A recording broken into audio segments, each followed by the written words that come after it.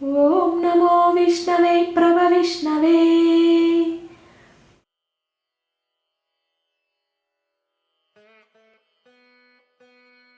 Hello viewers, ఎలా ఉన్నారు? అందరూ ఆరోగ్యంగా ఆనందంగా ఉండాలని మనస్ఫూర్తిగా కోరుకుంటూ welcome back to our channel. నేను మీ సంధ్య రూపేష్.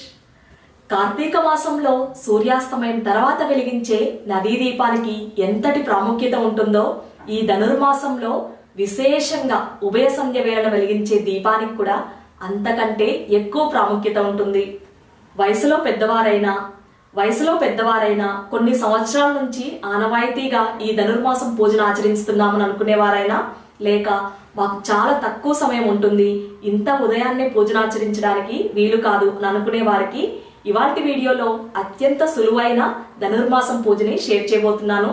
వీడియోని దయచేసి ఎక్కడ కూడా స్కిప్ చేయకుండా ఎండ్ వరకు చూసినట్లయితే పూజపై ఎలాంటి సందేహాలు లేకుండా పూజను ఆచరించవచ్చు. ఇక ఇప్పుడైతే వీడియో స్టార్ట్ చేసే ముందు కమెంట్స్ ఆఫ్ ద డే చూసేద్దామా? లతా గారు, కవిత గారు, హరిత గారు, మాధవి గారు, మీ అందరికీ చాలా థ్యాంక్స్ అండి. మీ వాల్యుబుల్ కమెంట్స్తో నన్ను మోటివేట్ చేస్తున్నందుకు. ఇంకా స్పెషల్గా మన ఛానల్ని రెగ్యులర్గా ఫాలో అవుతూ వీడియోస్ని లైక్ షేర్ చేస్తున్న ప్రతి ఒక్కరికి పేరు పేరున ధన్యవాదాలు తెలుపుకుంటున్నాను. మీ అందరి సపోర్ట్ ఎప్పుడూ ఇలాగే ఉండాలని ప్రార్థిస్తూ వీడియో స్టార్ట్ చేసేద్దామా? ఎంతో పునీతమైన మాసం ధనుర్మాసం. ఈ మాసం దివ్య ఆరాధనకు అనువైనదిగా మన పురాణాలు పేర్కొంటున్నాయి. ధనుర్మాసం యొక్క కోలాహలం చూడాలంటే విష్ణు ఆలయాలని సందర్శించాల్సిందే. ధనుర్మాసం వచ్చిందంటే చూడాలి, ప్రతి ఇల్లు ప్రతి పల్లె కూడా అందమైన ముగ్గులతో కలకల్లాడుతూ ఉంటుంది. తెల్లవారుజామునే ఆడవారు నిద్రలేచి చక్కగా ఇంటి గుమ్మాన్ని శుభ్రపరచుకొని అందంగా ముగ్గును పెట్టి అలంకరించుకుంటారు. ఈ నెలంతా ఇంటి ముందు అందంగా వరిపిండితో ముగ్గును పెట్టి ఆ ముగ్గుపై గొబ్బెమ్మని పసుపు కుంకుమలు పువ్వులతో అలంకరించి పూజిస్తాము. ప్రీవియస్ వీడియోలో మన వ్యూయర్స్ కోసమని కొన్ని ధనుర్మాసం ముగ్గుల్ని షేర్ చేసినప్పుడు చాలా అందంగా ఉన్నాయి సంధ్య, ఇలానే సింపుల్గా ఉన్నవి మాకు కూడా షేర్ చేయండి, ఇంటి ముందు పెట్టుకోవడానికి బాగుంటాయని చాలామంది అన్నారు. ఆల్మోస్ట్ మన వీడియోస్ని రెగ్యులర్గా ఫాలో అవుతున్న వ్యూయర్స్కి తెలిసే ఉంటుంది, తెల్లవారుజామున ఇంటి ముందు ముగ్గును పెట్టుకోవడం అంటే నాకు చాలా ఇష్టమని. నేను ఇంటి ముందు వేసుకునే ముగ్గులు మీ అందరికి కూడా ఉపయోగపడుతున్నాయంటే ఖచ్చితంగా వీడియోస్లో షేర్ చేయడానికే ట్రై చేస్తాను. ఈరోజైతే చుట్టూ కమలాలు, అలాగే మధ్యలో అమ్మవారి పాదాలను వేసి ఈ విధంగా ముగ్గును పెట్టుకున్నాను. మరి సిటీలో మనకు గోమయం దొరకడం కొంచెం కష్టమైన పనే, అందుకే ముగ్గుని అందంగా పువ్వులతో అలంకరించి గుమ్మానికి ఇరువైపులా ఇలా దీపాలను వెలిగించుకున్నాను. ధనుర్మాసం మొదలయ్యే ముందుగానే ఇంట్లో బూజును దులుపుకోవడం, అలాగే పూజగదిని శుభ్రపరచుకోవడం, ఇంకా పూజకు సంబంధించిన దీపపు కుందులు కానీ అలాగే దేవుని ప్రతిమలను అన్నింటినీ కూడా శుభ్రపరచుకొని ఇలా సిద్ధం చేసుకున్నాను. కమెంట్స్లో చాలామంది అడుగుతున్న మరో సందేహం అయితే, పూజలో ఉపయోగించే దీపపు కుందులు కానీ లేకపోతే ఏ ఇతర సామాగ్రి కానీ ప్రతిరోజు శుభ్రపరిచి మనం పూజను ఆచరించాలా అని. దేవునికి విశేషంగా నైవేద్య పాత్ర కానీ లేకపోతే పంచపాత్ర కానీ అలాగే దీపపు కుందులు ఇవన్నీ కూడా ప్రతిరోజు శుభ్రపరచుకునే పూజను ఆచరించాలి. ఇందాక చెప్తూ ఉన్నాను కదా, ధనుర్మాస ప్రారంభానికి ముందే దేవుని గదిని శుభ్రపరచుకున్నానని. ఇప్పుడైతే దీపపు కుందులు కానీ అలాగే దేవుని ప్రతిమలను అన్నింటినీ గంధం కుంకుమలతో అలంకరించుకుంటున్నాను. అన్నింటికంటే ముందు కామాక్షి దీపాన్ని పసుపు కుంకుమలతో అలంకరించుకుంటున్నాను. ఇంట్లో కామాక్షి దీపారాధన గురించి చాలామంది మన వ్యూయర్స్ కమెంట్స్లో అడుగుతూ ఉంటారు. ఈ దీపాన్ని ముందు నుంచి ఆనవాయితీ ఉన్నవారే పెట్టుకోవాలా, లేకపోతే ఎవరైనా దీపారాధనకు ఉపయోగించుకోవచ్చా అని. కామాక్షి దీపారాధన గురించి చాలా వివరంగా, అంటే కొత్తవారు పెట్టుకునే వారికైనా సరే లేకపోతే ఆనవాయితీ ఉన్న వాళ్ళకైనా సరే, మొదటిసారిగా ఎలా ఏర్పాటు చేసుకోవాలన్న దగ్గర నుంచి ప్రతినిత్యం ప్రతిరోజు ఇంట్లో దీపారాధన ఎలా చేసుకోవాలో అన్నీ కూడా ఆ వీడియోస్లో ఉన్నాయి. ఇంట్లో మనం కామాక్షి దీపారాధన చేసినట్లయితే నాన్ వెజ్ తినచ్చా లేదా అని కూడా చాలామంది అడుగుతుంటారు. ఈ సందేహం అయితే దీపారాధనకు మాత్రమే కాదు, పూజకు కూడా వర్తిస్తుంది. మన దగ్గర శివలింగం ఉన్నట్లయితే అభిషేకం చేసి పూజ చేసుకున్న తర్వాత ఇంట్లో నాన్ వెజ్ వండొచ్చా అని కూడా చాలామందికి సందేహం ఉంది. దీని గురించి ఒక చిన్న మాట చెప్పాలనుకుంటున్నాను. ఎవరింట్లో వారికి ఆనవాయితీ ప్రకారం లేదా అలవాట్ల ప్రకారం పూజను చేసుకోవడం కానీ లేకపోతే ఆహారపు అలవాట్లు కానీ ఉంటాయి. తెల్లవారుజామున లేవడమే కష్టం, అందులో పూజనాచరించడం అంటే ఇంకొంచెం క్లిష్టమైన పని. అంతటి క్లిష్టమైన పనిని కూడా సులువుగా మనం ఆచరించడానికి కుకు ఎఫ్ఎం చాలా బాగా ఉపయోగపడుతుంది. అంత తెల్లవారుజామున పూజనాచరించాలంటే మన మనస్సు ఖచ్చితంగా పూజపై లగ్నమై ఉండాలి. మనస్సులో ఎటువంటి ఆలోచనలు రానివ్వకుండా ఏకాగ్రతను పెంచడానికి కుకు ఎఫ్ఎంలో ఆధ్యాత్మిక విషయాలు చాలానే ఉన్నాయి. ధనుర్మాస పూజ ఏర్పాట్లు చేసుకుంటూ ఈ రోజు నేను వింటున్నది విష్ణు పురాణం. మీకు కూడా ఒకసారి షేర్ చేయాలనుకుంటున్నాను. బాలకడలిపై శేషతల్పమున పవలించే దేవుడిగా బ్రహ్మాది దేవతలతో స్తుతించబడుతూ శ్రీహరి దశావతారాల్లో భూమిపైకి వచ్చాడు. కుకు ఎఫ్ఎంలో ఒక్క స్పిరిచువల్ రిలేటెడ్ బుక్సే కాదు, self help, history, finance, health ఇలా డిఫరెంట్ కేటగిరీస్ ఉన్నాయి. మనకు నచ్చిన బుక్స్ని సెలెక్ట్ చేసుకుని వినొచ్చు. మన సంధ్యా రూపేష్ ఫ్యామిలీకి ఒక స్పెషల్ ఆఫర్. నా కూపన్ కోడ్ SR200 యూజ్ చేస్తే కనుక మంత్లీ సబ్స్క్రిప్షన్లో 50% డిస్కౌంట్ని గెయిన్ చేయొచ్చు. Kuku FM app download links అలాగే ఫీడ్బ్యాక్ లింక్స్ నేను డిస్క్రిప్షన్లో ఇస్తాను, ఒకసారి చెక్ చేయండి. ఒకవేళ కుకు ఎఫ్ఎంని ఇప్పటి వరకు ట్రై చేయలేదనుకుంటే తప్పకుండా ట్రై చేయండి. కుకు ఎఫ్ఎంలో మీ మనస్సుకు నచ్చింది వినొచ్చు. అయితే ఇందాక మాట్లాడుతున్నాం కదా నాన్ వెజ్ తినచ్చా లేదా అని. ఈ ఆహారపు అలవాట్లన్నవి లైఫ్ స్టైల్లో కూడా ఒక భాగమే. ప్రతి ఒక్కరి లైఫ్ స్టైల్ ఒకలాగా ఉండదు కదా. మనం ఇలానే ఉండాలి, ఇలానే చేయాలి అంటే కుదరదు. ఈ విషయానికి వస్తే మనం ఏ సమయంలో పూజనాచరిస్తున్నామన్నది కూడా చాలా ముఖ్యం. ఒకవేళ తెల్లవారుజామున ఇంటిని శుభ్రపరచుకుని పూజనాచరించే వారికైతే ఇక పూజ తర్వాత ఏ పనైనా చేసుకోవచ్చు. పూజ పనులు అయిన తర్వాత నాన్ వెజ్ కూడా ఇంట్లో వండుకోవచ్చు. అయితే ఇంకొంతమందికి తెల్లవారుజామున పూజను చేసుకోవడం కుదరదు. అలాంటి వాళ్ళు ఏం చేయాలి మరి? ఇంకొంతమంది మనం చూసినట్లయితే నాన్ వెజ్ తింటున్నాం కదా అని పూజను మానేస్తూ ఉంటారు. అసలు అలా చేయనవసరం లేదు. ఇంతకుముందు చెప్పినట్లు మీకు కుదిరిన సమయంలో పూజనాచరించి ఆ తర్వాత మీరు ఆహారాన్ని తీసుకోవచ్చు. ఇంట్లో చిన్నపిల్లలు ఉన్నట్లయితే వాళ్ళ పనులు చేసుకుంటూ మనం పూజనాచరించవచ్చు. దీంట్లో ఎటువంటి సందేహం లేదు. అయితే ఇంట్లో నాన్ వెజ్ వండిన రోజు ఖచ్చితంగా ఇంటిని అలాగే పూజాస్థలాన్ని శుభ్రపరచుకొని చక్కగా శుచిగా స్నానం చేసి మనం పూజ పనులు మొదలు పెట్టుకోవచ్చు. ఇక్కడ ముందుగా దీపారాధనకు కావాల్సిన దీపపు కుందులను చక్కగా పసుపు కుంకుమలతో అలంకరించుకున్నాను కదా. దేవుని ప్రతిమలను విశేషంగా శివలింగాన్ని అలాగే విష్ణుమూర్తి విగ్రహాన్ని చక్కగా గంధం బొట్లు పెట్టి అలంకరించుకుంటున్నాను. ఇంకా చాలామంది కమెంట్స్లో అడుగుతున్న డౌట్ అయితే పూజకు ముందుగా దేవుని ప్రతిమలన్నింటినీ శుభ్రపరిచే పూజనాచరించాలా అని. ప్రతిరోజు ఇంట్లో అభిషేకం నిర్వహించేవారు ప్రతిమలను చక్కగా శుభ్రపరిచి ఈ విధంగా గంధం కుంకుమలతో అలంకరించి పూజలో ఏర్పాటు చేసుకుంటారు. అలా వీలు కాదు, ప్రతిరోజు అభిషేకం చేయడం కుదరదని అనుకునేవారు వారంలో ఏ రోజైతే మీరు పూజనాచరిస్తారో ఆ రోజున దేవుని విగ్రహాలన్నింటినీ శుభ్రపరిచి చక్కగా ఈ విధంగా అలంకరించుకొని పూజలో ఏర్పాటు చేసుకుని సిద్ధం చేసుకోవచ్చు. కాకపోతే ఇంట్లో విగ్రహాలున్నట్లయితే కొద్దిగా నీటిని సమర్పించి అభిషేకించడం అన్నది చాలా శుభప్రదం. శివయ్యను అలాగే విష్ణుమూర్తిని అలంకరించుకున్నాను కదా. ఇప్పుడు రాంపరివారిని కూడా గంధంతో అలంకరిస్తున్నాను. ఈ విగ్రహాన్ని పూజ గదిలో ఇంకొక షెల్ఫ్ ఉంది కదా, పైన కొన్ని విగ్రహాలతో పాటు అంటే బాబా విగ్రహాలు ఇవన్నీ కూడా ఉన్నాయి. వాటితో పాటే దీన్ని కూడా ఏర్పాటు చేసుకుంటాను. ఈ ధనుర్మాసం పూజలో రాంపరివారిని కూడా ఏర్పాటు చేసుకుంటూ ఉన్నాను. విగ్రహాలన్నింటినీ అలంకరించాను కదా. ఇప్పుడైతే దేవుని ఫోటో ఫ్రేమ్స్ ఉన్నాయి కదా, వాటన్నింటినీ ఒకసారి వైప్స్తో క్లీన్ చేసుకున్న తర్వాత కుంకుమ బొట్లు పెట్టి అలంకరించుకుంటాను. ఒక్కో మాసానికి ఒక్కో విశిష్టత. కార్తీక మాసంలో చూసినట్లయితే తెల్లవారుజామున నిద్రలేచి చక్కగా స్నానం ఆచరించి శివాభిషేకం అలాగే దీపారాధన చేస్తూ ఉంటాము. అదేవిధంగా ధనుర్మాసానికి కూడా ఒక ప్రత్యేకత ఉంది. ఉభయ సంధ్య వేళన విష్ణుమూర్తిని ఆరాధించడం, వారి కైంకర్యాలను పూర్తి చేయడం అలాగే నైవేద్యం ఇలా చెప్పుకుంటూ పోతే చాలా అంటే చాలా ప్రత్యేకత ఉంది. ఈ ధనుర్మాసంలో ఎవరిని పూజించాలన్న విషయానికొస్తే విష్ణుమూర్తిని మధుసూదనుడిగా అలాగే శ్రీకృష్ణ భగవానుణ్ణి ప్రత్యేకంగా పూజిస్తాము. ఒకవేళ ఇంట్లో విష్ణుమూర్తి చిత్రపటం లేనట్లయితే చిన్న విగ్రహం కృష్ణునిది ఉంటుంది కదా, లేదా చిత్రపటం ఉంటుంది కదా, దాన్నైనా పూజలో ఏర్పాటు చేసుకొని పూజనాచరించవచ్చు. పూజనాచరించడానికి కావాల్సింది భక్తితో నిండిన మనస్సు. ఏ వస్తువు ఉన్నా లేకపోయినా మనం పూజను చేసుకోవచ్చు. ఇంకా నాకు తెలిసి ప్రతి ఒక్కరి ఇంట్లో వెంకటేశ్వర స్వామి అలాగే లక్ష్మీ అమ్మవారి ఫోటో ఉంటుంది కదా, ఇరువురిది ఏర్పాటు చేసుకుని కూడా చక్కగా పూజను చేసుకోవచ్చు. తెల్లవారుజామునే పూజా స్థలాన్ని శుభ్రపరచుకొని చక్కగా ఒక పీఠాన్ని ఏర్పాటు చేసుకొని పూజకంతా కూడా సిద్ధం చేసుకోవాలి. ఒకవేళ నా ఇంట్లో పీఠం లేనట్లయితే శుచిగా ఉన్న వస్త్రం, దేవునికి ఉపయోగించే ఉంటాయి కదా, అవైనా సరే లేదా నూతన వస్త్రమైనా సరే ఏర్పాటు చేసుకొని పూజకంతా సిద్ధం చేసుకోవచ్చు. గోమయం దొరికేవారైతే కొద్దిగా గోమయాన్ని చిలకరించి చక్కగా శుభ్రపరచుకొని ఇలా ముగ్గును పెట్టుకోవచ్చు, లేదా పసుపుతో అలికి ముగ్గును వేసుకోవచ్చు. విశేషంగా పూజా స్థలంలోనైనా లేదా తులసమ్మవారి ముందైనా వరిపిండితో ముగ్గును పెట్టుకోవడం చాలా మంచిది. నేనిక్కడ పీఠానికి పసుపు రాసి అష్టదళ పద్మ ముగ్గు వేసుకుంటున్నాను. విశేషంగా ఈ ధనుర్మాసంలో పూజా స్థలంలో వేసుకునే ముగ్గుల్లో ప్రత్యేకంగా ఉండేవి శంకుచక్రాలు. మన వీలును బట్టి అందంగా ముగ్గును పెట్టి చక్కగా పసుపు కుంకుమతో అలంకరించుకోవాలి.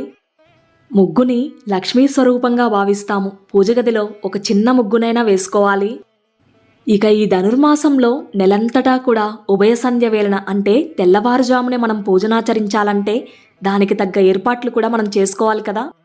ముందుగానే పూజలో ఉపయోగించే పసుపు అక్షింతలు, అలాగే ఎరుపు అక్షింతలు, పసుపు కుంకుమ, స్వామి అమ్మవార్ల హారతికి కర్పూరం బిళ్ళలు, అలాగే పచ్చకర్పూరం ఇవన్నీ కూడా సిద్ధం చేసుకుని పెట్టుకోవాలి. బ్రహ్మముహూర్త సమయాన పూజ చేయడం కుదరట్లేదు, అలాగే సమయం సరిపోవట్లేదు అనుకునేవారు ఈ విధంగా అన్నీ ముందుగానే సిద్ధం చేసుకుంటే ఎలాంటి హడావిడి లేకుండా పూజని చక్కగా చేసుకోవచ్చు. అక్షింతలతో సహా అన్నీ కూడా ఈ బాక్స్లో సిద్ధం చేసుకున్నాను కదా. మధ్యలో అమ్మవారి రూపుని, ఇది రాగి నాణెం. లాస్ట్ టైం హైదరాబాద్ వెళ్ళినప్పుడు అక్కడి నుంచి తెచ్చుకున్నాను. అమ్మవారి రూపు ఎంత అద్భుతంగా చక్కగా ఉంటుందో ఇందులో. ముందైతే ఇందులో చిల్లర నాణేలు ఉంటాయి కదా, వాటిని వేసి నింపుకునేదాన్ని. ఇక్కడైతే ముగ్గును పెట్టుకున్నాం కదా, దీన్ని అందంగా పసుపు కుంకుమలతో అలంకరించుకోవాలి. అలాగే కొద్దిగా పచ్చకర్పూరాన్ని కూడా పొడిగా చేసి చల్లుకోవాలి. పీఠాన్ని ఇలా అందంగా అలంకరించుకున్న తర్వాత ఒక వస్త్రాన్ని పరిచి దాని మీదుగా కొద్దిగా బియ్యాన్ని పోసి స్వామివారి విగ్రహం అయినా లేదా చిత్రపటాలనైనా ఏర్పాటు చేసుకోవాలి.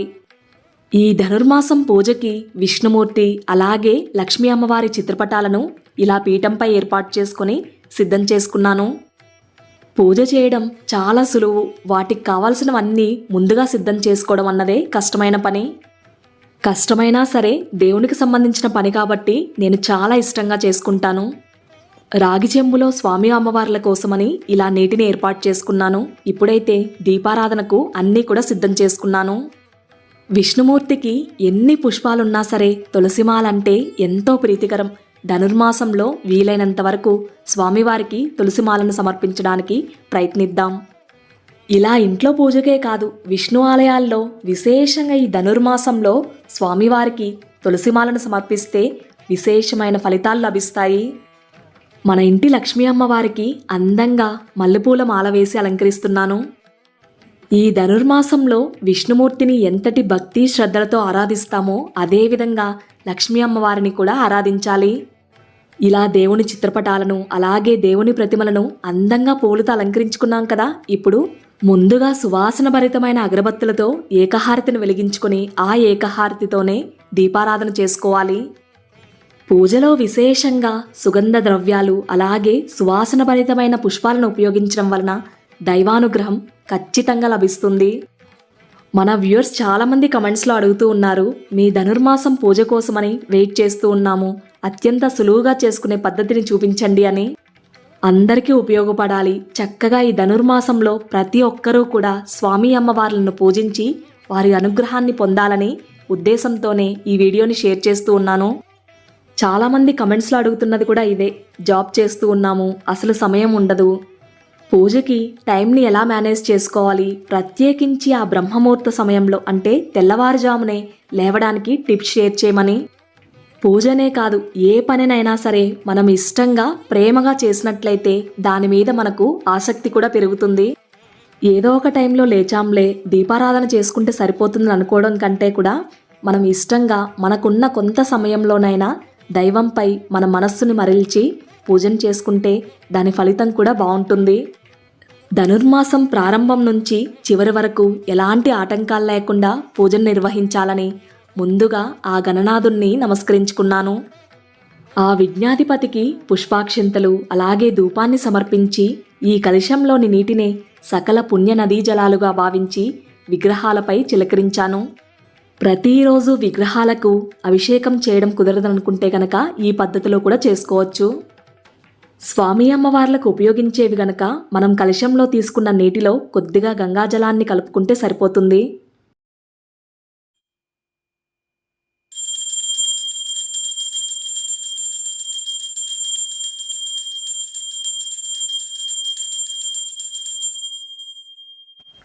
నీలాతుంగస్తనగిరితటి సుప్తముత్పోత్య కృష్ణం పారాద్యం స్వం శృతి సతశిర సిద్ధమత్యాపయంతి శోచిష్టాయాం స్రజనగలితం యాబలాత్కృత్య భుంక్తే గోదా తస్మై నమైదమిదం భూయవాస్తు భూయః. அன்னவயல் புதுளையாண்டால் அரங்கருக்கு பண்ணு திருப்பாவை பல்பதியம் இன்னிசையால் பாடிக் கொடுத்தால் சர்ப்பமாலை பூமாலை சூடிக் கொடுத்தாலை சொல்லும். ஓம் சுக்லாம்பரதரம் விஷ்ணும் சசிவர்ணம் சதுர்புஜம் பிரசன்னவதனம் ध्यायेत् सर्वविघ्नोपशान्तये. व्यासाय विष्णुरूपाय व्यासरूपाय विष्णवे नमो वै ब्रह्मविदये वासिष्ठाय नमो नमः. अविकाराय शुद्धाय नित्याय परमात्मने सदैकरूपरूपाय विष्णवे सर्वजिष्णवे.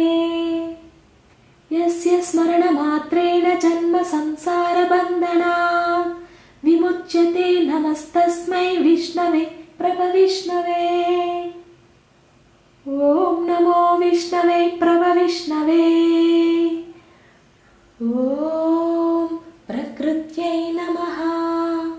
ओम विकृत्यै नमः. ओम विद्यायै नमः. ओम सर्वभूतहितप्रदायै नमः. ओम श्रद्धायै नमः. ओम विभूत्यै नमः.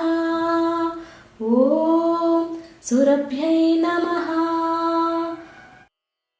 ఇలా స్వామి అమ్మవార్లకు మనకొచ్చిన స్తోత్రాలను పఠించి నైవేద్యంగా పులగం అలాగే పొంగలి ఇంకా దద్దోజనం సమర్పించాలి. నేను ఈ రోజున స్వామి అమ్మవార్లకు బెల్లం పొంగలిని సమర్పిస్తున్నాను.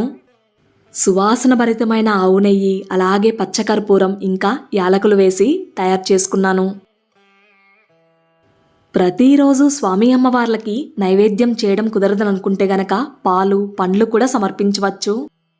స్వామివారికి ముఖ్యంగా మనం పూజలో చేయవలసింది అర్చన అలాగే నైవేద్యం హారతి ధూపం ఈ 4 ఉంటే గనక మన పూజ సంపూర్ణమైనట్లే. నైవేద్యం సమర్పించి మంగళహారతినిచ్చి స్వామివారికి ధూపాన్ని సమర్పించాలి. మనం గమనించినట్లయితే ఈ ధనుర్మాసం అంతా కూడా ఉభయ సంధ్య వేళనే స్వామివారి కైంకర్యాలను పూర్తి చేసి ఆలయాల్లో విశేషంగా స్వామివారికి ధూపాన్ని సమర్పిస్తారు.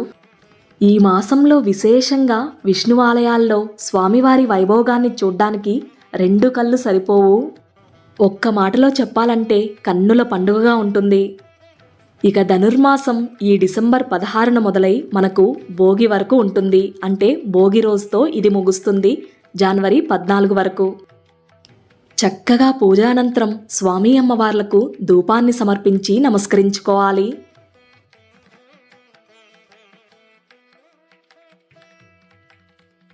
ముందుగా ఇలా స్వామి అమ్మవార్లకు ధూపాన్ని సమర్పించిన తర్వాత ఇంట్లో అలాగే ఇంటి సింహద్వారానికి కూడా ధూపం సమర్పించాలి. ఇలా తెల్లవారుజామునే ఇంట్లో దీపారాధన అలాగే ఒకవైపున ధూపం యొక్క సువాసనలు అసలు మాటల్లో చెప్పలేనంత ప్రశాంతత ఉంటుంది. ఈ విషయాన్నే కమెంట్స్లో చాలామంది మన వ్యూవర్స్ అంటూ ఉంటారు, తెల్లవారుజామున బ్రహ్మముహూర్త సమయంలో మేం కూడా పూజను ఆచరిస్తున్నాము, చెప్పలేనంత సంతోషంగా ఉంటుంది అని. ఇలాగే ఎల్లప్పుడూ ఆ స్వామి అమ్మవార్ల అనుగ్రహం మనపై ఉండాలని మనస్ఫూర్తిగా కోరుకుంటున్నాను. చూశారు కదా అత్యంత సులువుగా ధనుర్మాసం పూజను ఎలా ఆచరించాలో.